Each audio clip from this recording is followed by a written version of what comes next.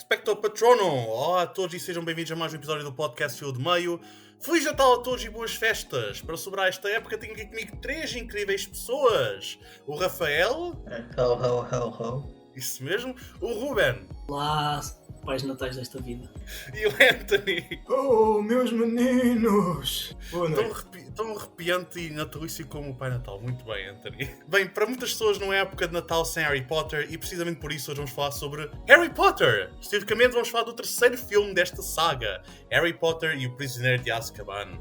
Antes de começar, acho que a primeira pergunta é bastante simples e fácil. Qual é a vossa relação com Harry Potter? Quem quer começar? Rafael, começaremos já tudo. Eu cresci com esta série, eu sempre já disse isto bem 1000 vezes na minha vida, mas eu cresci com esta série, aquelas personagens cresceram comigo, portanto é uma coisa que tem um lugar muito especial no meu coração, aqueles, não só os filmes, mas até principalmente os livros, nesta altura, os livros marcaram muito e ainda é coisas que eu continuo a reler, sempre que precisa ser de um bocadinho de conforto. E os filmes também. Os filmes nem todos são extraordinários, mas todos têm um sentimento de casa muito interessante. E que a nostalgia pesa muito, mesmo vendo todos os problemas que eles têm. É coisas que não me interessam minimamente. Muito bem.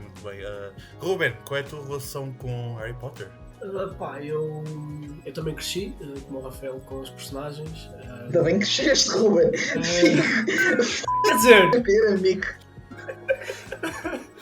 Quer dizer, cresci, salve-seja, não é? Pronto, uma figura de expressão. Eu lembro-me de ser miúdo e ver os filmes na RTP, nesta altura natalícia davam sempre, e eram as versões em português, que era hilariante. E um dos maiores feitos da minha triste vida é ter conseguido ler o Talismãs da Morte antes de sair o filme. Anthony, desculpa lá, antes de perguntar-te, eu tenho só fazer esta pergunta, porque eu lembro de ver o primeiro filme nos cinemas em português. Vocês lembram-se como é que isso era com a idade? É que eu não me lembro nada disso. Pois, vieste falar com o velhote, não é? Efetivamente, o que sucede é que na minha idade, realmente eu já tinha memória para me recordar de tudo isto, já no primeiro. Portanto, vamos fazer contas, eu tinha cerca de 10 anos quando vi o Pedra Filosofal. E foi das melhores experiências da minha vida. Lembro-me na altura de ter ido ver com a minha mãe e olhar para o lado e ver a minha mãe, uma adulta nos seus 50, completamente estupefacta a olhar para aquilo e mesmo ela a beber daquela magia. Por isso a minha relação com Harry Potter desde então foi sempre precisamente mágica, criando aqui um clichê muito óbvio, mas foi sempre muito mágica, porque lá está, os livros depois passaram a ser um amigo próximo que eu tive, e fui alternando, acho que consegui fazer sempre ver o filme primeiro e depois o livro, depois vi o livro e depois vi o filme, quer dizer, sempre assim até o Talismãs da Morte, e para ter sempre uma experiência diferente, porque também há esta teoria de que é preferível ler o livro primeiro e ver o filme depois, ou ver o filme primeiro e ver o livro depois. Eu experimentei todas na minha infância e juventude e adolescência, porque apanhou a minha adolescência, sim senhor, confesso, é verdade. Quando acabou o Harry Potter em 2011, salvo erro, eu já estava nos meus com 20 anos, portanto já era um senhor de barba feita, mas orgulho-me de dizer que era um senhor da barba feita com lágrimas nos olhos, porque realmente o Harry Potter será sempre uma história, um conjunto de personagens, um universo que tem um lugar muito especial no meu coração. É mesmo provavelmente o conjunto de personagens que há mais tempo estão comigo. Eu acho que a minha primeira memória que eu tenho do cinema foi ver Pedra Filosofal, que é uma coisa extraordinária, e acabou por me ficar, até porque a Pedra Filosofal tem um filme que era para maiores de 6 anos, tinha imagens bem brutas, tipo a cena do Voldemort e tudo mais, da cabeça e tal, tipo, todas essas cenas eram... assim cinzas, simplesmente o gajo torna-se cinzas. Aquilo é bruto até, e foi a minha primeira memória dele a queimar. Sim, também, tipo, o gajo que é um humano até à morte, basicamente, o que eu disse, kind of funny. Mas pronto, e posso dizer já que as dublagens eram muito boas, porque eu tinha as cassetes, e há cenas que eu ainda vejo, principalmente dos primeiros filmes, que às vezes ainda me soam em português, exatamente pela quantidade de vezes que vi aquelas cassetes. Pois, era isso que eu ia perguntar, porque eu lembro que eu fui ver o primeiro filme no cinema em português, mas não lembro como é que. Eu só me lembro de uma das personagens dizer a palavra. Merda, tipo, no filme. É uma coisa que eu me lembro, não me lembro mais nada. É uma coisa que eu me lembro da dobragem portuguesa. Mas, acho que toda a gente concorda. Eu vou ser um bocado Grinch e dizer que eu nunca fui muito fã do Harry Potter. Eu, em criança, não tinha muita apreciação pela saga. Eu vi os filmes, mas era mais tipo, eu gosto de ir ao cinema, e está no cinema, vou ao cinema ver este filme. Lamento, mas esse jeito nunca me tocou, nunca foi uma coisa que me afetasse muito. Admito que quando eu era criança tinha uma veia um bocado pretenciosa de género, o Senhor dos Anéis é muito melhor do que isto, tipo, mas... admito que agora ao rever, a ver este filme especificamente, decidi ver os outros dois, rever os outros dois, os primeiros dois, para entrar um bocado mais dentro da saga, e acho que consigo perceber um bocado, tipo, não só a paixão toda pelo franchise, mas também fascínio por isto tudo. É uma pena que nunca mais tenham feito filmes de Harry Potter depois do final da franchise do Harry Potter, simplesmente nunca fizeram mais nada, acabou com o último Harry Potter e nunca mais aconteceu nada. O irmão está a gritar, vocês conseguem ouvir isto? Consigo, deve estar a ver Fantastic Beasts. Precisamente. Também deu vontade de gritar na altura.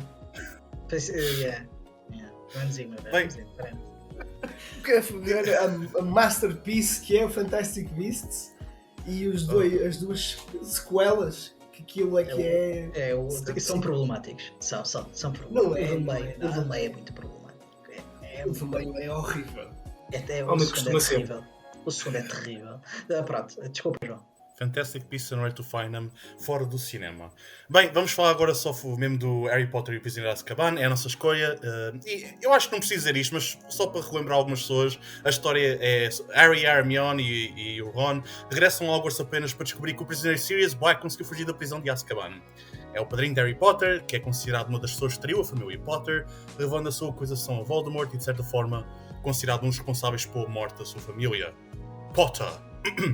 Esta é uma escolha interessante de filme para falar, porque o terceiro filme desta saga marca a grande mudança de rumo na franchise.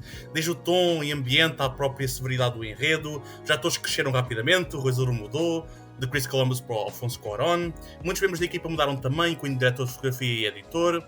Um dos atores também mudou, tragicamente, devido ao falecimento de Richard Harris, o antigo Albus Dumbledore, agora substituído por Michael Gambon. Até Hogwarts mudou, desde o seu espaço à sua acusação de filmagens. Sem dúvida que Harry Potter e o Prisioneiro de Azkaban marcam um ponto importante na franchise, e é precisamente por isso que vamos falar sobre este filme. Podem ter simplesmente uma vibe toda completamente natalícia. E agora vamos entrar nesta conversa principal, que é o que é que vocês acham do filme. Ruben, atira aí. Pá, que eu estou a sentir a pressão de ser o primeiro a falar. É mais um gol de cerveja. Realmente pode ajudar. Exatamente. Mais um golinho de cerveja boa portuguesa. Mas o Prisioneiro de Azkaban por acaso sempre foi interessante para mim, porque foi o último livro que eu li, por incrível que pareça. Eu não os li por ordem na altura. E o filme, se eu tiver que escolher gosto pessoal e aquilo que significa para mim, não escolheria o Prisioneiro de Azkaban. No entanto, consigo agora, com idade e distância, perceber que sem dúvida nenhuma é o melhor de todos. Mas sempre foi interessante. Porquê? Porque eu muito cedo reparei que diretamente nunca é o que menos afeta, acho eu, a narrativa do Voldemort, da sua ascensão ao poder, do que isso afeta ao Harry e por aí fora, porque lá está, o principal foco é o Sirius Black e o que é que o Sirius Black implica ao Harry e por aí fora. Ou seja, eu acho interessante como de todas as entradas na saga, é a que supostamente poderia ser a mais irrelevante, por causa de não ter essa ligação direta, porque as outras todas, se formos a ver, há um crescendo, não é? na narrativa geral, da tensão, daquele perigo iminente, e nesta há ali uma pausa, um respirar. Olha aqui outra perspectiva do mundo, outras personagens com implicações depois, como é óbvio, para a narrativa principal, mas eu acho interessante a maneira como não sendo supostamente a que diretamente afeta isso, consegue ter um peso enorme emocionalmente nas personagens, em perceber como é que o início de todo o funcionamento da Ordem da Fênix, dos Horrors contra os Devoradores da Morte, toda essa dinâmica começa aqui e é estabelecida aqui e é estabelecida de uma maneira incrível. Interessante. Rafael, o que é que tu achas do filme? Eu concordo aqui com algumas coisas que o Ruben disse. Para mim, se é o filme que me apetece mais voltar, se calhar não. Eu tenho muita simpatia pelo sexto e pela primeira parte do Deadly Hallows. Porque é uma altura em que existe convívio e tudo mais. Mas de certa forma, este filme é onde isso acontece mais. E este filme não só é o melhor de toda a saga, é intocável este. Em termos de filmmaking, não foi feito melhor nesta saga. E sinceramente, mesmo no cinema daquele ano, foi das melhores coisas que se realizou. Aquilo que o Alfonso Cuarón aqui faz é incrível, mas depois mais à frente se calhar falamos sobre isso. Mas se calhar não é o meu filme preferido e garantidamente não é a minha adaptação preferida, porque ainda é um filme que me magoa um pouco, porque há coisas daquele livro. O livro do Prisioneiro de Azkaban é provavelmente o livro mais rico da saga toda, salvo o sexto. E havia material que me faz alguma falta ali aparecer, todo o background dos Marauders e tudo mais, faz-me ali alguma falta essa parte. Dito isto, é o filme, não só o melhor filme da saga, mas é o filme mais importante, porque é onde marca exatamente aquela transição das crianças para a adolescência, para a vida adulta. Ainda há ali alguns momentos de acting um bocado creaky, principalmente do Daniel Radcliffe, que foi se tornando melhor ao longo da saga, que não deixa de ser muito interessante, porque todos eles cresceram muito como atores ao longo do tempo da série. Podia ter acontecido um desastre e ter sido exatamente ao contrário, mas aqui introduzem-se algumas das minhas personagens preferidas da saga. Tanto o Lupin como o Sirius são das minhas personagens preferidas dos livros. O David Thewlis é incrível nisto. O Gary Oldman, um papel pequenino, porque realmente aparece pouco, mas incrível. Tem das cenas mais tocantes que se encontra nesta saga toda.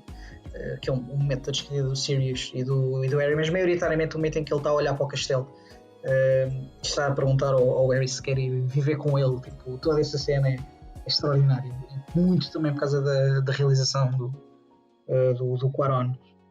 Mas sim, existe toda uma transição, largou-se muita coisa, largaram-se os fatos de feiticeiro, largou-se as cores, foi muito cinzento, como é tanto de Natal como é de Halloween, porque tem muitos indícios de filme de cor.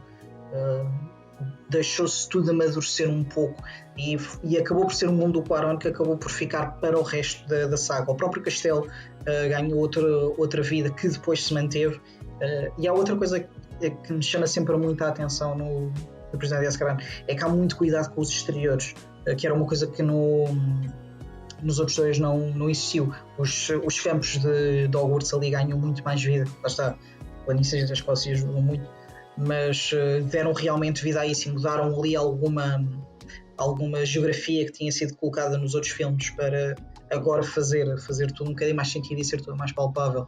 Conhecemos, se compararmos principalmente as cenas da floresta neste filme e compararmos as cenas da floresta na Câmara dos Segredos, é gritante a diferença. É tudo muito mais palpável, é tudo muito mais físico, é tudo muito mais interessante no Prisioneiro de Azkaban. E o Cuarón acabou por ser a pessoa mais importante que passou por este franchise, pelo menos atrás da câmara, obviamente. O David Yates tem um papel muito grande, pelo levado a saga até ao fim, mas a transição, um momento importante, aquilo que era preciso, que era muito difícil, porque os dois primeiros Harry Potter são muito infantis, vamos dizer assim, com temas muito sérios, é verdade, mas o Chris Columbus dá-lhe uma infantilidade que tem de vir também para conseguir construir, mas que depois caiu e ficou incrivelmente melhor depois do Cuarón ter vindo. Engraçado, porque o filme a seguir é provavelmente o mais fraco da série toda. Fogo mesmo, caroças. Mas é engraçado teres mencionado isso, porque eu acho que é precisamente esses os pontos que eu também gosto mais. É o facto o Alfonso Cuarón entrou no filme e conseguiu misturar esse sentido de infantilidade e meio childlike com o tom sério. Anthony, o que é que tu achas qual é a tua opinião acerca deste filme? Olha, eu vou beber muito daquilo que já foi dito, porque na verdade provavelmente não é também para mim o primeiro filme que eu penso para rever, sempre que faço uma maratona, não é aquele onde eu sinto maior ansiedade para voltar a ver, mas quando estou a ver é o filme que eu mais admiro, e isso acontece com o tempo. Na altura em que o filme saiu, adorei como adorei os anteriores e continuei a adorar. Portanto, não tinha tanta distinção a perceber aquilo que realmente estava a ser feito, sobretudo o efeito Cuarón, que é realmente um efeito, uma mudança radical na saga. Mas eu posso só falar mais de outro aspecto que tem a ver com o aspecto do tempo, quase o aspecto Christopher Nolan que aparece no filme, é provavelmente dos filmes do Harry Potter se calhar o que tem mais twists, o mais imprevisível, para quem não leu os livros. E acho que esse aspecto já por si já é especial. Depois também penso que é neste filme onde aparece o mapa do Salteador, não é? Portanto, isso também é uma introdução, se calhar quase uma personagem à parte daquele mapa. Toda a gente se lembra do mapa quando pensa em Harry Potter. E claramente a relação do Harry com o Sirius é dos pontos-chave da saga. Tudo aquilo que depois acontece a partir da Ordem de Fênix, depois da morte do Sirius, spoiler alert, para as 3 pessoas que não viram ainda. Acho que podemos bem nesse sentido, acho que podemos. Acho que não, acho que sim. Quer dizer, nesta altura. Acho que há 2 crianças com 3 anos que ainda não viram, mas de resto acho que está mais ou menos estabelecido. Mas sim, quer dizer, essa relação tem um impacto fortíssimo na saga e só acontece, lá está, porque Gary Oldman é um ator absolutamente excepcional e como são todos os atores de facto, isto é dos pontos mais fortes de Harry Potter nos filmes, é o elenco dos adultos, porque realmente as crianças são adoráveis e elas cresceram e nós fomos vendo-as a crescer e obviamente criamos uma enorme empatia com elas e elas efetivamente melhoraram muito, mas mesmo muito, e precisavam de melhorar muito. Mas aquele elenco adulto é a creme de la creme, quer dizer, acima daquilo não há nada no Reino Unido, o elenco é todo de origem do Reino Unido e são eles que suportam a parte do acting, também é necessário, porque tudo giro, ok, é magia, são crianças, mas precisas de ter algo sólido por trás. E esse elenco é fortíssimo em todos os filmes, mas no terceiro tem ali uns acrescentos de facto que fazem toda a diferença e o Gary Oldman à cabeça proporciona isso ao filme e à saga. Eu sei que esta pergunta é um bocado aleatório, mas há algum ator escocês na saga do Harry Potter? É que eu acho que o Robbie Coltrane é escocês. Não tenho certeza absoluta, mas acho que é. Mas vou ver à internet. Porque eu estava a pensar bem próprio, eu consigo reconhecer sotaques irlandeses e britânicos no filme, ingleses, mas não me lembro de nenhum sotaque assim escocês, tipo Harry Potter, tipo uma coisa assim, tipo mais Ian McGregor. É escocês. Ok, faz sentido, porque ele também é o Sonic com uma pronúncia assim muito mais forte. Eu concordo basicamente com tudo que já mencionaram. Eu vou ser sincero, para mim o Prisioneiro de Azkaban foi o primeiro filme do Harry Potter que eu vi no cinema que eu fiquei a pensar, ok, eu percebo, agora estou a sentir isto mesmo. Que de repente morreu tudo quando fui ver o quarto. E pensei, no, never mind, go back again, para longe. Mas eu acho que um dos pontos que eu mais amei acerca do Prisioneiro de Azkaban, que provém muito a realização do Alfonso Cuarón, é precisamente o facto de Hogwarts sente-se mais vivo agora, as personagens sentem-se vivas e todo o ambiente, por exemplo, eu acho que o Chris Columbus é um bom realizador em termos de criar aquela magia meio infantil, que também é muito famoso por escrever o Gremlins e isso tudo, então ele sabe muito bem o que é criar elaborar uma história assim meio tipo charming, meio encantadora através dos seus toques meio de conto de fadas, mas em termos de realização falta-lhe mesmo o movimento todo. A maior parte dos pontos são os personagens paradas a falar umas com as outras, tipo, qualquer cena de movimento é captada na câmara antes de começarem a falar. E não, aqui no Prisioneiro de Azkaban elas falam, elas estão-se a mexer por um lado para o outro enquanto falam. Tu vês o Harry Potter constantemente tipo, a conversar sobre alguma coisa que está a incomodar enquanto está a tocar noutras coisas, tipo notas que ele sente curiosidade. E também é o primeiro filme que eu acho da franchise em que sentes o peso da história mesmo. Os outros filmes dos anteriores, tipo, por mais negros que alguma vez tocassem, tipo, também um bocado devido ao acting, são crianças, tipo, também não está a exigir muita coisa, mas tu não sentias tanto peso na realização de tudo o que estava a acontecer. E este é o primeiro filme em que vejo o Harry Potter geralmente pissed off, irritado, a revoltar-se contra certas coisas.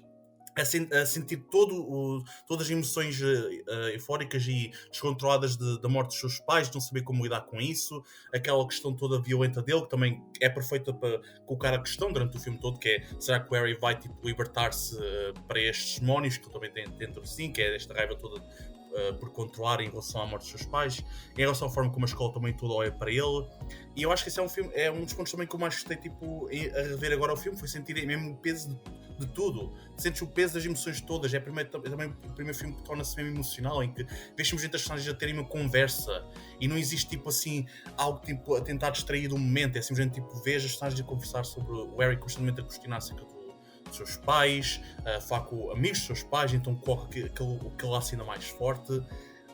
Eu acho que esse é um dos pontos mais fortes para mim neste filme, é o facto de tipo, sentires mesmo o peso de tudo, sentires que está tudo vivo ao mesmo tempo. O Rafael já tinha mencionado, tipo a floresta, isso tudo, os exteriores, nota-se que isto foi filmado em localização também, misturado com os sets, e isso tipo, atribui mesmo vida ao mundo todo. É a primeira vez que eu acho que na franchise, em que não existe tanta artificialidade, que por um lado até foi uma das coisas que beneficiou os filmes iniciais, porque dava aquele encanto tipo meio infantil, mas por outro lado eu acho que se a franchise ia mover-se para uma coisa mais séria, mais forte, era necessário sair dessa artificialidade e entrar mais no ponto natural da coisa toda. E o Alfonso Cuarón é um realizador precisamente conhecido por a forma como escolhe filmar os filmes, é sempre com o handheld, câmera ao ombro, raramente, agora nem tanto, agora com a gravidade disso tudo já nem tanto, mas na altura, tipo Children of Men é um bom exemplo também disso. Para ele é tudo muitos pontos naturais e muito seguir as personagens, e o walking também é tudo muito com um aspecto natural de movimento. E eu acho que isso é um dos pontos também que eu mais gosto no Prisioneiro de Azkaban, é por isso que para mim é o meu favorito da franchise, e possivelmente o único que me atraiu mesmo atenção total a seguir para este mundo e pensar assim, eu também quero ir para Hogwarts, mas not really, porque se eu for para Hogwarts morro em menos de uma hora, tipo. Mas o que é que tu achas, Rafael? Não, isto, porque disseste é uma coisa interessante, porque o Chris Columbus, exatamente como estavas a dizer, trouxe alguma artificialidade que acabou por beneficiar dos filmes, porque lá está, fez-nos entrar um bocado naquele mundo e os espantos, porque assim, víamos coisas, se calhar naquela altura que nunca ninguém tinha visto em cinema, pelo menos montada da forma como foi. Mas a verdade é que nós estamos aqui a falar da forma como o Cuarón acabou por ser muito importante para construir o resto da saga. Mas o Cuarón também só conseguiu fazer isso por causa de tudo aquilo que o Chris Columbus já tinha estabelecido. O Chris Columbus mostrou-nos toda a magia que podia haver no castelo. E agora o Cuarón pode realmente focar-se naquelas pessoas. A magia deixou de ser o centro da coisa, passou a ser aquilo que está à volta e que rodeia as personagens, mas não é o motor do filme, enquanto principalmente no primeiro se sente muitas vezes com aquele espanto, é o motor e não as personagens. Mas tens toda a razão, este filme é de longe o melhor que se podia ter feito na altura. É curioso teres mencionado isso também, porque supostamente o Guillermo del Toro falou com o Alfonso Cuarón e convenceu a realizar este filme, e disse, tipo, em termos de conselhos na parte da realização, não saias demasiado longe dos outros filmes. Tipo, podes ir na tua direção, mas aceita um pouco o que também já foi feito anteriormente, não tentes tipo apagar as coisas. O que também tipo, nota-se um pouco no filme. O que é que vocês acham, Ruben e Anthony? Por acaso há uma cena interessante que eu notei, que há uns tempos li que supostamente o Cuarón fez o Harry Potter para poder ter o orçamento para fazer o Children of Men, porque fez o pitch, foi recusado e ele disse, então peraí, vou fazer o Harry Potter. Ou seja, se este é o Cuarón a não tentar, salvo seja, com todo o respeito, a dizer assim, pá, vou fazer isto para poder fazer aquilo que eu quero, e sai isto, mais prova do trabalho daquele senhor, é quase impossível. E realmente eu acho muito interessante isso que vocês disseram, porque eu, apesar de, agora com o rever os filmes, eu já não vi os filmes do Harry Potter por acaso há algum tempo, e agora com o rever os filmes, fato a nostalgia dos primeiros está lá, a magia toda, é muito fixe. É como tu disseste há bocado, Rafael, aquele sentimento de casa e tudo giro. No entanto, custou um bocadinho mais do que eu estava à espera. Foi tipo, muito. Eu não estou a falar do CGI, isso é normal, é da época, tudo bem. Coisas normais, como cortes, planos, diálogos, muita coisa, que custa muito, tipo, coisas que não fazem sentido no guião, tipo, linhas narrativas e por aí fora. E que custa muito estar ligado àquilo, àquela fluidez da narrativa. É tipo, eu estou ali, estou encostado na cadeira, então é giro, aquela coisa que eu já não fazia há uns anos. E é só isto.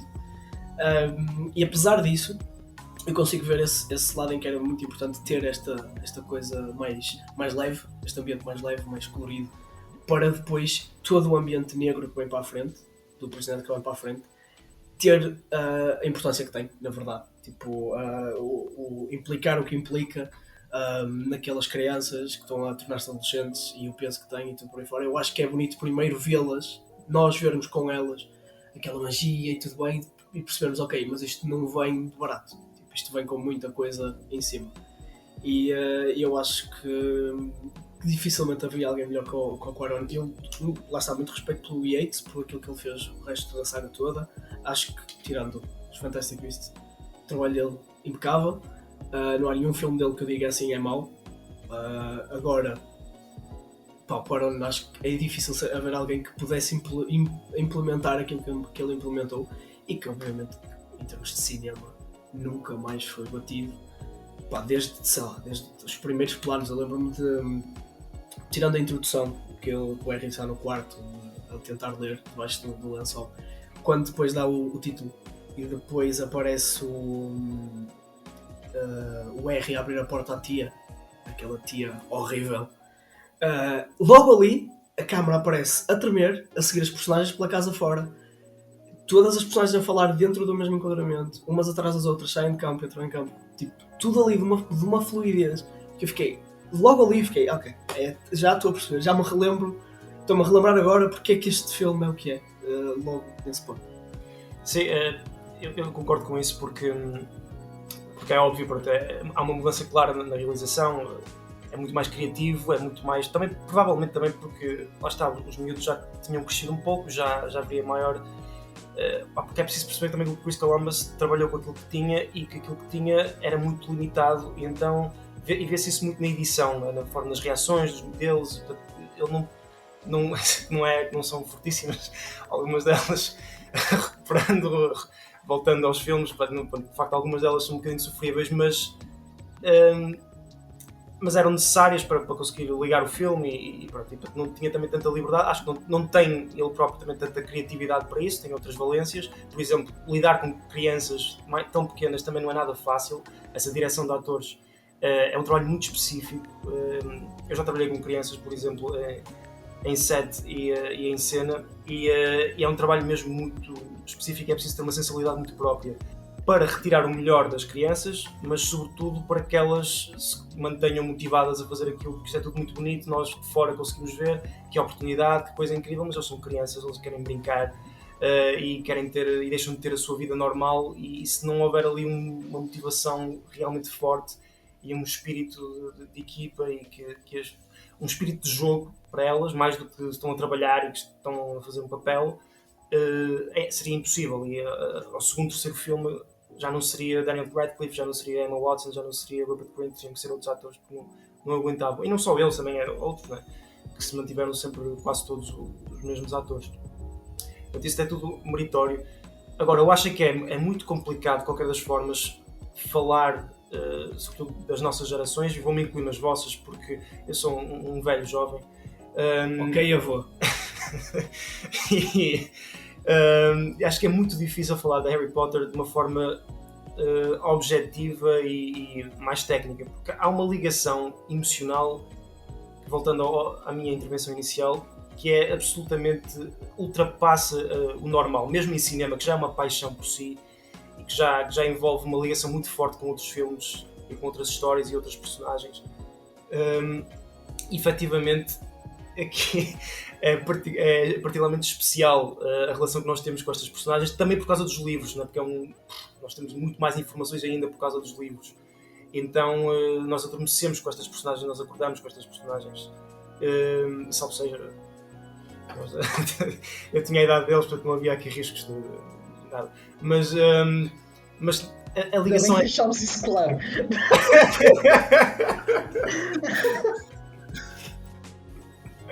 Para não haver dúvidas. porque eu não sou assim tão velho, né? Só porque uma pessoa, isto é só som e as pessoas não veem, e realmente eu sou um indivíduo com barba rija, mas com barba ainda preta. Agora, é preciso dizer que é aquilo que eu estava a dizer, a ligação com a saga é muito emocional para além do racional. E claro que nós temos esse trabalho que fazemos e de recordar, olhar para os filmes, e também já os revi algumas vezes, já todos revimos algumas vezes provavelmente, e conseguimos afastar-nos um bocado dessa reação inicial que tivemos quando éramos mais novos, mas a tal nostalgia está sempre presente, é impressionante. Então quanto mais perto do Natal estivermos, então mais isso acontece, é mesmo quase obrigatório. Aparece o filme ou nós decidimos ver o filme e existe nós já não queremos saber se o plano está mau, se a reação é estranha, não interessa para nada. O que interessa é aquela magia e nós queremos ir para Hogwarts, queremos receber uma carta, porque raio é que ainda não recebemos uma carta. É mesmo discriminação porque somos portugueses, não sei, mas é mesmo aquela sensação de que eu quero ser amigo desta gente, eu quero que o Dumbledore me diga uma coisa sábia e que me deixe pensar para o resto do dia, eu quero abraçar o Sirius Black, eu quero que a Maggie Smith, a professora McGonagall, me dê uma lição. Opa, eu quero isso tudo. E até quero que o Draco Malfoy me chateie a cabeça. Portanto, eu acho que isso tudo faz parte do nosso imaginário e nunca desaparece. E para já nunca desapareceu, eu acho que vai ficar para sempre. Precisamente porque não se voltou a fazer nada, tirando Fantastic Beasts, porque também é perto de nada. Não se voltou a fazer nada de Harry Potter verdadeiramente. Eu acho que isso por um lado é positivo, porque deixa-nos com aquilo que nós temos, a nossa memória. Eu acho que é pena só para aqueles que estão a crescer agora, se calhar já vão olhar para o Harry Potter de outra forma, porque lá está, porque o CGI não é o que estão habituados e tal, e não vão ter nenhuma história, porque acho que tão cedo não vai haver uma história tão completa, um universo tão ligado, e em tantos filmes e tantos livros, tão cedo não vai acontecer. E eu tenho a pena por essas crianças que estão agora a crescer, tem outras coisas magníficas, claro. Tocas num ponto muito, muito interessante que eu acho que também resume bastante o Harry Potter. E na parte em que ele disse que queria que a McGonagall lhe desse uma lição. Yeah, eu acho que toda a gente concorda com isso. Eu penso assim, yes, come on, Kitty, dá uma lição à vontade, cara. Vamos respirar. Segue.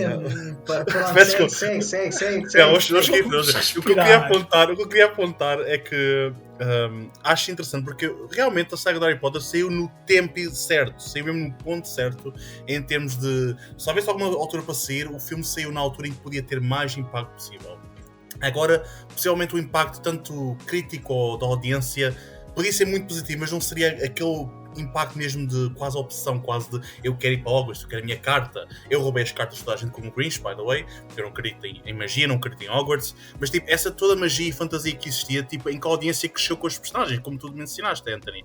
É mesmo real, tipo, eu não senti isso em mim, mas eu via na minha turma, toda a gente estava a crescer com os personagens, até os nossos pais, de certa forma, cresceram com os personagens, viram tipo aquelas crianças em nós, aquele desejo por fantasia, desejo por magia e isso tudo, e viram-nos a crescer e de certa forma isso também as afeta emocionalmente.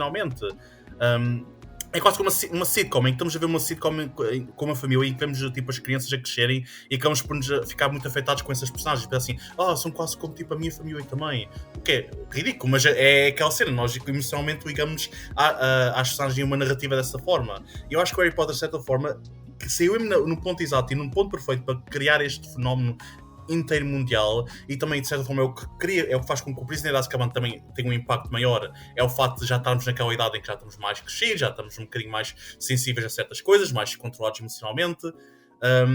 Agora, tipo, se um filme como uma saga como Harry Potter saísse agora, talvez, tipo, streaming não iria ter o mesmo impacto. Não sei o que é que vocês acham. Eu concordo muito contigo e acho sinceramente que houve coisas que aconteceram nesta saga que é impossível de replicar. E não é só o tempo. Primeiro, fazer um compromisso de conseguir fazer uma história com este tamanho, incrível, diga-se de passagem. Depois de conseguir fazer isso sem que haja uma absoluta interferência do autor com os próprios filmes. A J.K. Rowling sempre esteve envolvida, mas não era ela que escrevia os guiões. E sabe Deus que se nota quando se olha para os Fantastic Beasts e para os guiões que ela escreve.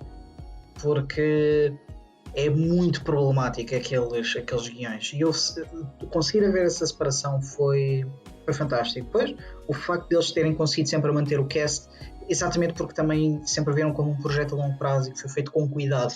Por isso é que conseguiu trazer tantos grandes atores. Foi exatamente porque toda a gente queria estar naqueles filmes, porque os filmes tinham tocado em alguma coisa com as pessoas. Houve ali uma ligação pessoal. Os livros, por si só, no Reino Unido tiveram um impacto gigantesco. Tiveram um impacto em todo lado, mas é óbvio que no Reino Unido tiveram mais. Portanto, muita gente queria lá estar. E vamos ser muito honestos, porque podemos ver muitos filmes e tudo mais, e é muito fácil dizer, e é verdade, que principalmente no primeiro filme o CGI é muito mau. Mas a verdade é que no segundo, quando já temos, por exemplo, a parte do basilisco e tudo mais, o CGI é fantástico. A cobra está incrível, meu. Está scary as fuck. Eu tive, quando era puto, eu tive pesadelos com aquilo, porque eu olhava para a minha porta aberta, porque eu dormia de porta aberta ainda, porque era puto. E eu imaginava tipo a cabeça do basilisco a sair, como sai na Câmara dos Segredos. Então tipo, eu borrava-me tudo. Mas neste filme o CGI é fantástico, diga-se de passagem. Está muito bem misturado os efeitos com a parte gráfica. E se vimos, por exemplo, o Buckbeak, o Lupin, a forma como se transforma é belíssimo. Não há assim tantas alturas. Eu acho que se calhar a altura mais sketchy do CGI é mesmo quando eu só entrar no Salgueiro, e aquilo, tipo, aí as imagens nota-se claramente que há ali tipo alguma manipulação, fica um bocado rinhado. Mas salvo essa parte, eu não tenho grande coisa a dizer do CGI. Acho que passava facilmente pelos standards 2 sem grande stress, exatamente porque acho que houve o cuidado de conseguir fazer a mistura dos dois, e estava muito convencido que a música deste filme tinha sido feita pelo Desplat, porque mesmo. A música era muito whimsical, como ele costuma fazer, mas esta banda sonora do John Williams, e é capaz de ser a melhor banda sonora a par das do Desplat. É incrível. Não, opá, eu acho que o CGI é assim, melhor que o da Marvel. Logo, nesta altura não há muita coisa para competir neste Ruben. Sim, é verdade. É uma coisa que nem só eu digo Marvel, que é o bode expiatório de hoje em dia, mas muito CGI de hoje em dia é horrível, e em comparação já o segundo e o terceiro tinham CGI no ponto. Mas por acaso a cena da banda sonora é interessante, porque eu também não achava que o John Williams não tinha feito mais do que o primeiro e o segundo, mas vi que ele fez o terceiro. E acho muito interessante, porque também acho que o terceiro é um dos melhores trabalhos de banda sonora e som em geral, porque é uma banda sonora muito mais subtil, tem na mesma aqueles toques mágicos e bonitos, mas depois tem todo aquele background mais soft, sinistro até em algumas partes, e tem alguns dos temas das faixas específicas mais bonitas que eu às vezes ouço quando não está a ouvir Harry Potter. E em específico o som, eu lembro-me de uma cena que é quando o Harry está a ver o mapa do salteador e vê que o Peter Pettigrew está a passear pelas ruas, ou seja, pelos corredores de Hogwarts, e vai ter com ele, e o Peter Pettigrew no mapa passa por ele e ele não vê ninguém. Eu quando revi o filme estava a ouvir com fones, e eu vi os passinhos do rato. Eu também. É incrível. Estás a ver? Mas são muito música. É brutal. É muito bom. É tipo, é um toque. Lá está um detalhe, um toque muito sutil, mas muito bom para quem estiver atento, porque dá-te logo, ok, peraí, é um rato que está a passar. Mas depois juntas ou seja, o filme proporciona-te que tu reúnas as peças todas do puzzle, para tu tentares montar esse puzzle antes dele te dar a solução. Eu acho que isso é das coisas mais incríveis nos filmes, que tem algum mistério, não é? Porque uma das falácias maiores que existe nesse tipo de filmes é não te darem nada, mas depois a personagem principal descobrir tudo. Há lá Sherlock Holmes, por exemplo. E eu sinto que este filme fez isso, ou seja, teve respeito pela audiência, fosse ela criança, fosse ela um adulto, tens aqui pistas de locais, destes sons, destas imagens, que depois vão ter um payoff, e se tu juntares as peças consegues chegar lá. Eu acho isso muito bom, porque eu notei essa diferença de ver os dois primeiros para o terceiro. Foi os dois primeiros, lá está, eu estava encostado na cadeira, só ali, passivo, a ver, giro. E este aqui eu dei por mim ativamente a inclinar-me para a frente, a ficar ok.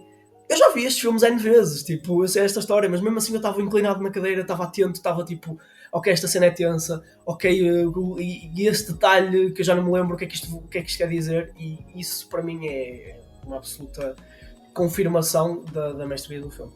O filme é super dinâmico, ainda por cima, toda a montagem, parece que o filme flui muito bem, a quantidade de feitos que o filme tem, vai passeando de cena para cena, existe sempre uma transição super natural entre cenas. Porque o filme é grande, o filme ainda tem 2 horas e 20, mas não se sente de forma nenhuma. Não é só porque estamos envolvidos na história, mas a própria montagem do filme está brilhante. Tipo, se nós olharmos para todas as transições entre cenas que há neste filme, são todas tão bonitas, tão cuidadas, tão propositadas, tão inteligentes, que fica muito aparente para mim, a partir de uma certa altura, que se calhar nós olhamos para a primeira meia hora do filme e tudo aquilo que foi construído até lá, em que temos tensão, temos fascínio, temos dor, temos medo, temos bué humor, porque é incrível a cena em que o Vernon se ajoelha no chão e grita Marge! Todas essas cenas, toda a construção dessas cenas são incríveis de todas as formas. Por isso é que esta se calhar foi a primeira vez em que eu olhei para os filmes com um olhar mais crítico, porque lá está, estes filmes sempre tiveram um lugar especial para mim, nunca dei essa atenção, porque para mim significam outra coisa.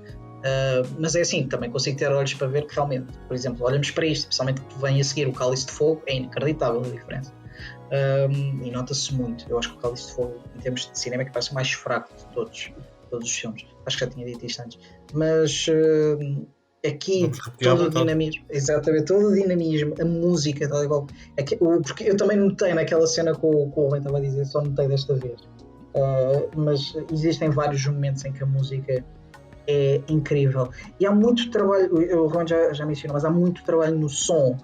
E houve sons que foram utilizados que não tinham sido utilizados antes. Por exemplo, o som que a varinha faz quando acontece tipo algum feitiço mais pequenino. Isso não havia de antes e dá uma vivência à coisa, porque de antes era só tipo um pauzinho que fazia barulho, mas agora parece que é uma entidade ativa e que existe ali qualquer coisa a acontecer.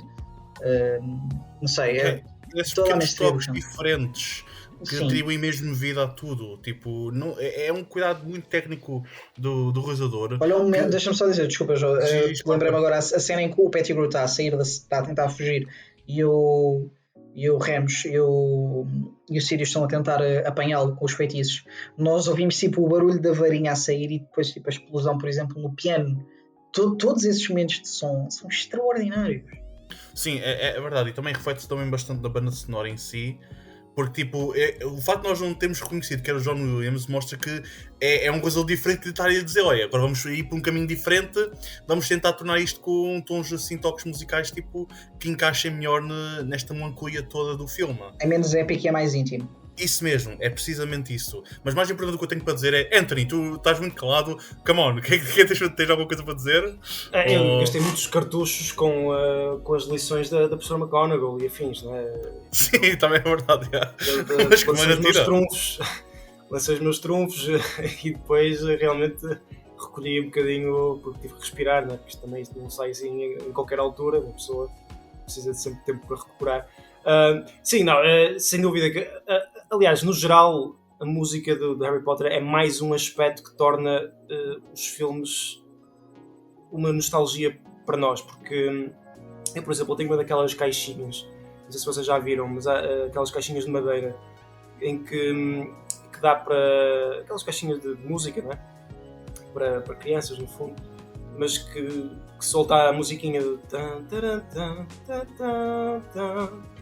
e só ouvir isso e só ter a caixinha já transporta imediatamente para cenas do filme, etc. E isso só é possível quando a música tem um impacto forte. Há tantos e quantos filmes que nós vemos e que chegamos ao fim e nem me lembro de música, não me lembro de nenhuma música, não me lembro de nenhuma melodia, não fica connosco. E no caso do Harry Potter, aliás, isto é usado até à exaustão, mas no Fantastic Beasts há uma tentativa de colar um bocado isso, ou de usar partes de melodia para manipular um bocado essa nostalgia, para recuperar um bocado de parte do público que vem de trás, sem sucesso. Mas acho que a música é outro dos fatores épicos disto tudo, porque está, a forma como isto foi produzido na altura foi com enorme cuidado. E percebeu-se claramente que havia um impacto muito forte dos livros na sociedade e Vais receber a tua carta, Anthony. vem buscar, porque depois das declarações que eu disse aqui as pessoas têm exatamente. que eu não esteja equilibrado. Alguém te ouviu a dizer que tinhas dormido com os coisas. Certo, exatamente. Já fui exposto. Claramente mal interpretado, como eu costumo. Não, mas é isso, no fundo. Acho que o cuidado que houve na produção destes filmes na altura foi muito grande, porque percebia-se que isto, se fosse feito com esse cuidado, poderia mesmo atingir. Não sei se teriam consciência do nível que isto poderia atingir, porque acho que é um bocado difícil imaginar este patamar que foi atingido, mas seguramente houve um cuidado para que isto durasse e para que fosse algo gradual e que não fosse só um boom e ver o que é que acontece. Eu acho que foi algo já pensado, que se fizermos isto com estas pessoas, John Williams obviamente não é um novato na questão, portanto eles sabiam o que estavam a fazer, tal como o elenco, como eu já referi, o elenco mais adulto, etc. Se nós fizermos isto com cuidado, isto vai durar e vai fazer sentido. Acho que fez ainda mais do que poderiam imaginar, mas de facto há uma base nisto que justifica o facto de ter atingido o que atingiu. Anthony, eu vou ser sincero, enquanto estavas a falar sobre isto, eu estava a pensar para mim próprio, eu não me lembro da música do Fantastic Beasts, não me lembro de nada disso, e tipo, foi o melhor exemplo que podias ter dado em termos de tipo, de toques de tornar algo memorável e mágico. É o facto que eu não consigo lembrar nada de musical tipo no Fantastic Beasts, e o contraste todo com Harry Potter, em que só com um pequeno toque de música tu reconheces só que é Harry Potter. Quer tenhas visto o filme ou não, reconheces imediatamente. Eu quero apontar uma coisa, talvez seja uma opinião meio controversa, mas eu tenho que apontar também. Sim, eu que eu faço melhor, para ser sincero. Opiniões controversas e maioritariamente erradas. Mas eu quero apontar também uma coisa que eu tenho de apontar, que os outros filmes do Harry Potter, além dos primeiros 2 e do terceiro, só vi uma vez no cinema. Nunca mais voltei a ver, porque não gostei muito deles, não tive muito minimamente interessado, então nunca mais voltei a ver. Mas será que a cena do Quidditch, do Prisioneiro de Azkaban, é a melhor delas todas? Porque quando vi, fiquei incrivelmente apavorado com tudo, meu. A mistura com a chuva, os efeitos, a intensidade toda, estava tão...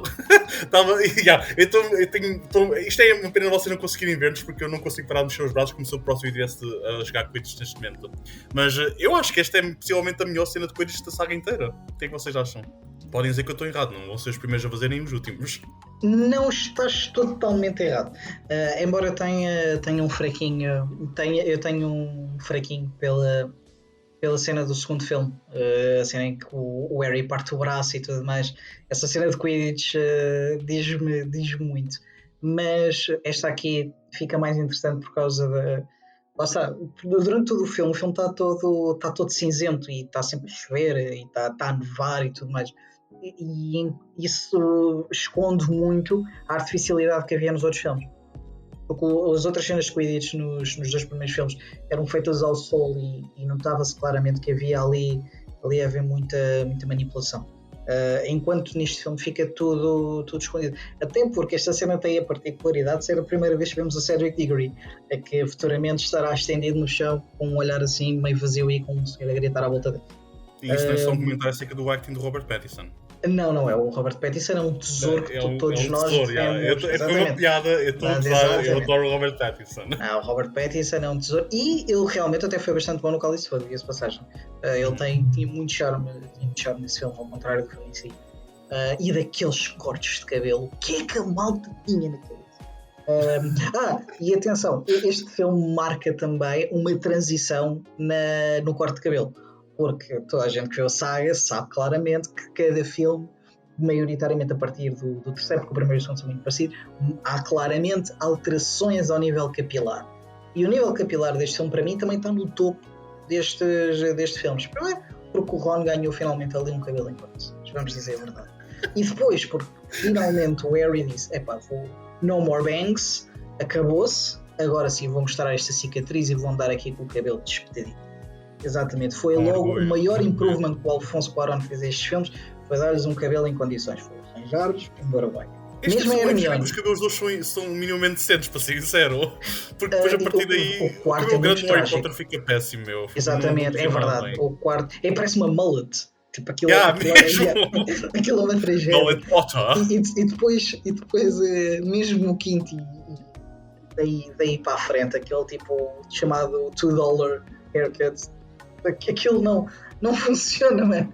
É muito pobrezinho. Toda a gente melhora muito a nível capilar. Mas Finalmente os temas fraturantes de Harry Potter, finalmente. exato, era disto que nós Temos que falar sobre os precisávamos. cabelos, é importante falar sobre os Finalmente. cabelos. Não, mas é que toda a gente sabe que, e precisamente olhando para as capas dos DVDs, que realmente houve ali períodos muito trágicos nesta saga.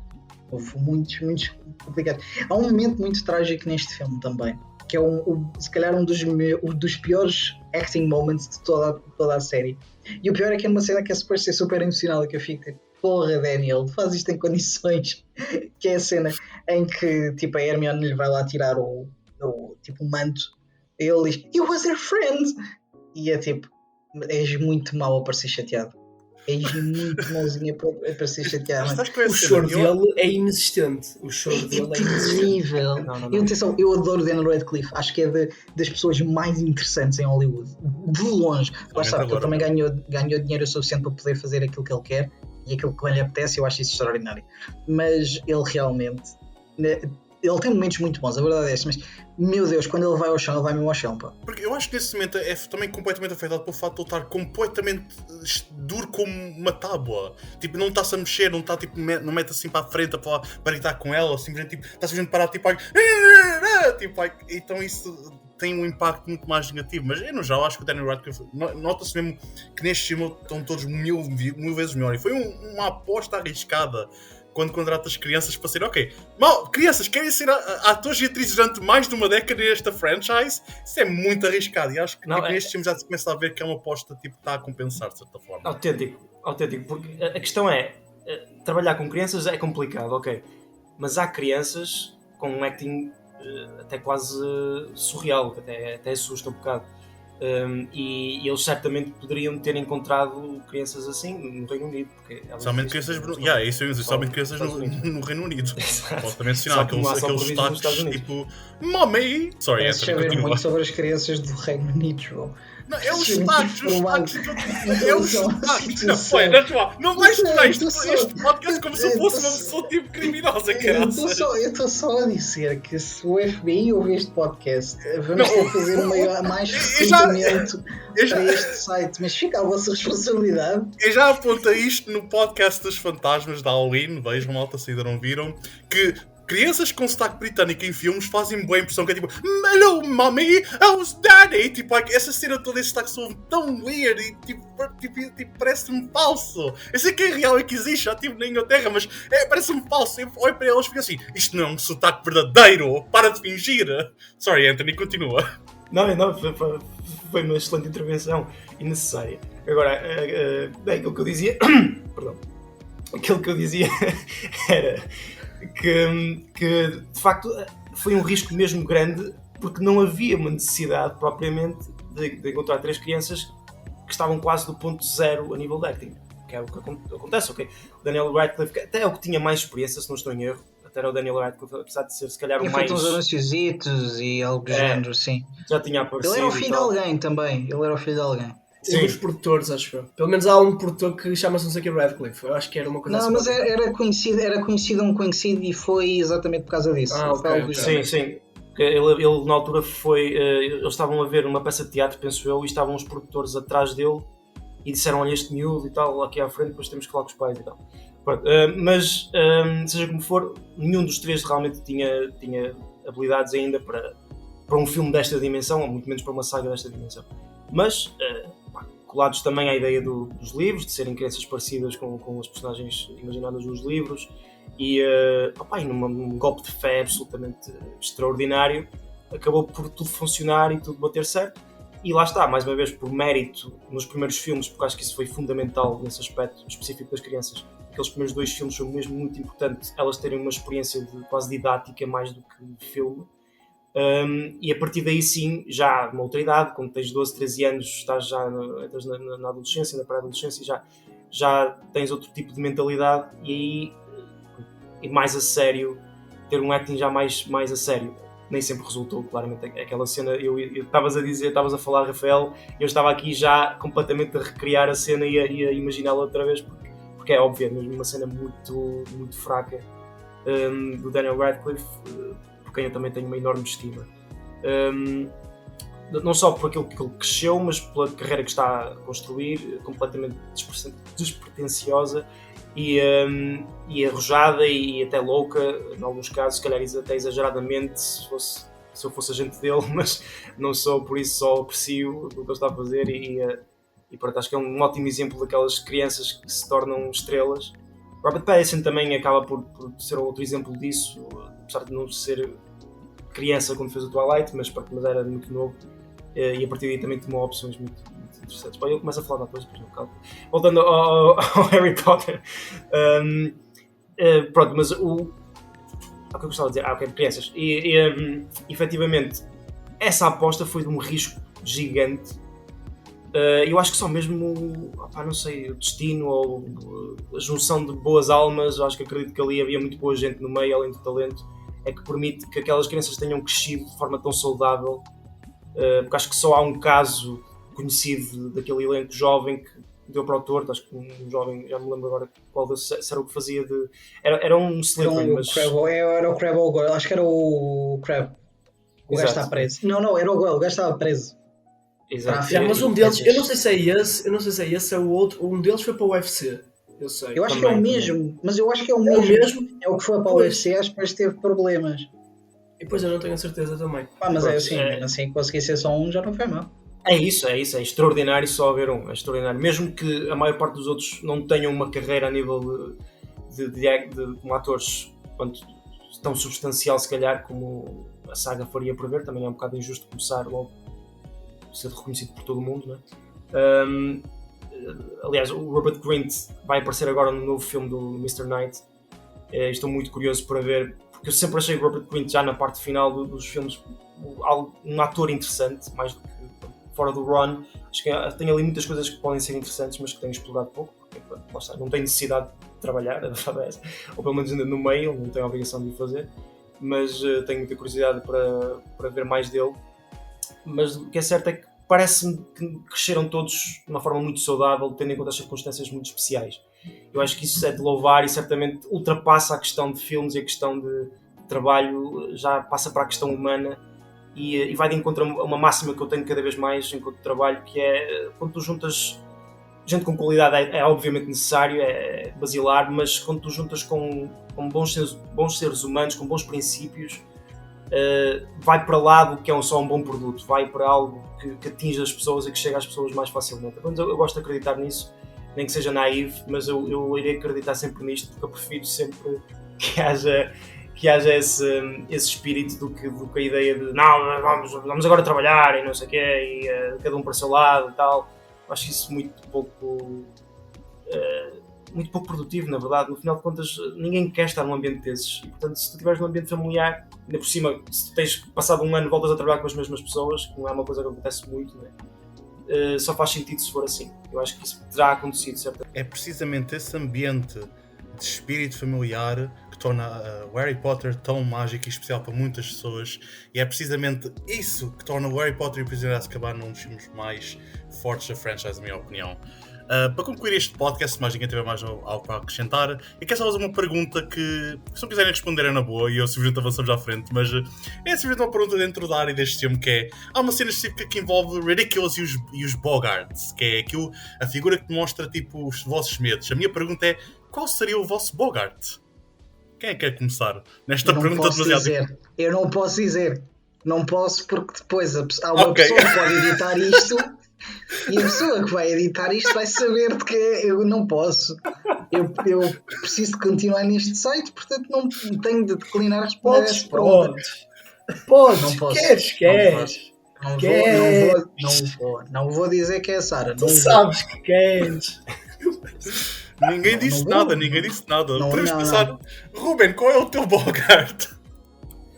Pá, eu tenho, sei lá, tirando coisas abstratas, que era um bocado estranho ter, por exemplo, mortalidade e isso tudo, já. Tipo vertigens.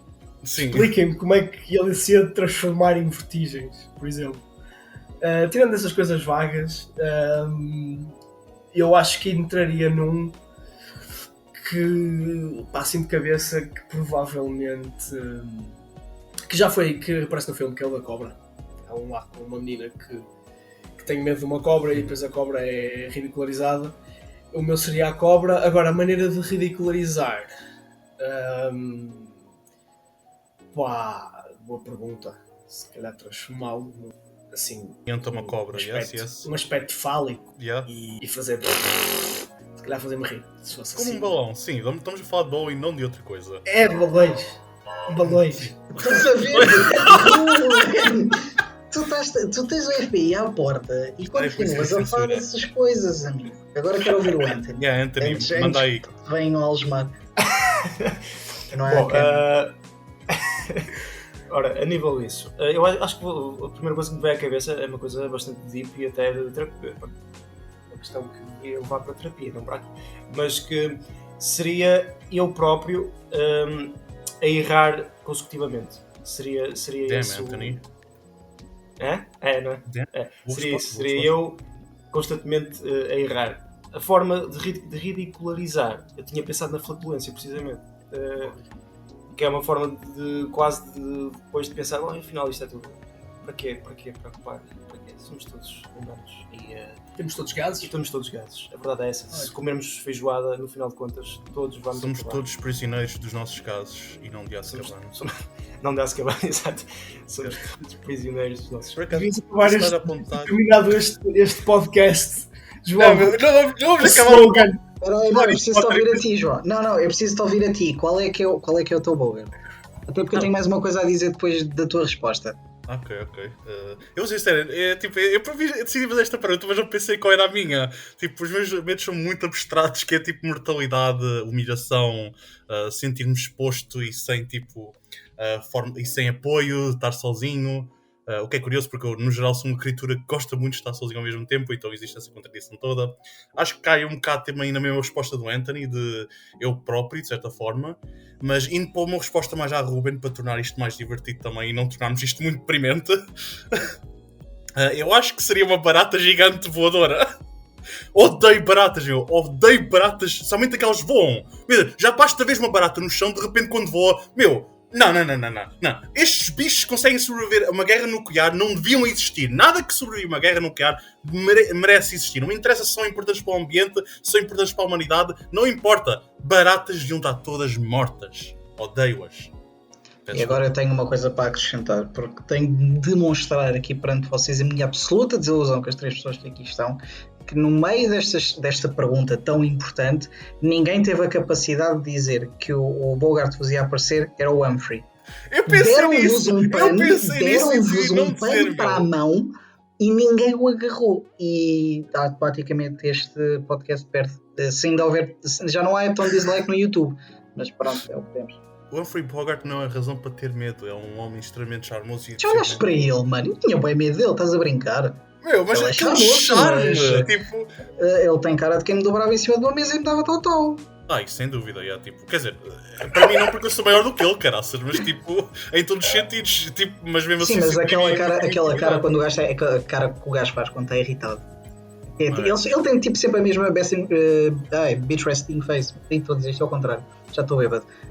Podemos fechar, João? Podes fechar, por favor, antes que tipo, continuemos a falar isto. É que os senhores da PSP estão à espera para levar o Ruben e depois fechar isto. O Ruben não vai ser prisioneiro da Azkaban também.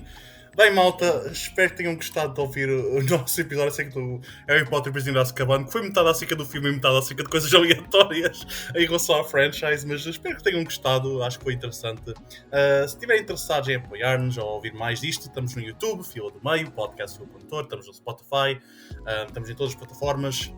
Estamos nas vossas casas escondidos atrás do armário. E não estamos, não. Vamos já estabelecer o João não está em lado nenhum, não está em casa. O Anthony está aqui e o Ruben está na prisão da Carregueira. Sim, o Ruben vai para a prisão de Azkaban. Temos um site que é o fiocondutor.com.pt, onde temos lá muitas críticas de toda a malta que está aqui presente, críticas muito boas, de vários filmes, todos os filmes que vocês quiserem e muitos filmes que vocês provavelmente querem que não estão lá. Mas se quiserem, comentem, façam comentários, digam, metam like, falem connosco, comuniquem, digam-nos o que é que vocês querem que a gente entregue num prato.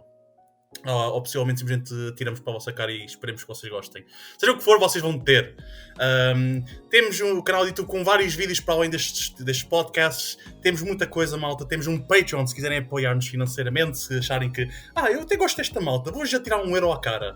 1€ e 2€ é o suficiente para nos apoiar durante um mês inteiro, malta. E ajudarem-nos a continuarmos a criar mais conteúdo e sermos mais ambiciosos naquilo que queremos fazer.